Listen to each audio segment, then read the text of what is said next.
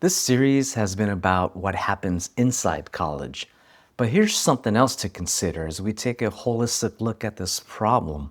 What happens after graduation? It might sound obvious, but students don't stay in college forever. Whatever habits they build or fail to build follow them out into the world. Those habits show up in the way they work, lead, disagree, and make decisions when there isn't an easy answer. You see, I've got two daughters in high school right now, and in several years, they'll both be sitting in college classrooms. Of course, college won't completely determine who they become, but it'll shape an important part of their journey. In fact, the habits they build and the lessons they carry can affect how they handle work, relationships, and adult life. That's why what they experience in college matters so much. Up till now, this series has focused on the institution, how colleges redesign themselves, how change becomes durable, and how learning gets assessed. This time, I want to focus on what students carry with them after college, the habits they practice in school, whether they work through a difficult problem, speak up when they're confused, or reach for the quickest answer. Imagine that student stuck on a problem. They can sit there with uncertainty for a minute, wrestle with the problem, maybe get it wrong before getting it right, or they can open AI and get unstuck in 5 seconds.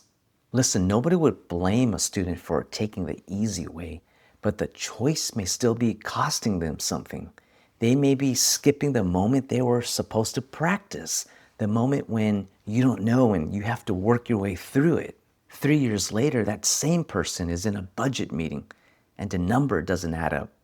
Do they raise their hand or do they let it slide because staying quiet is the only response they've ever actually practiced? AI can give a student a correct answer instantly, but ordinary AI use often hides the struggle.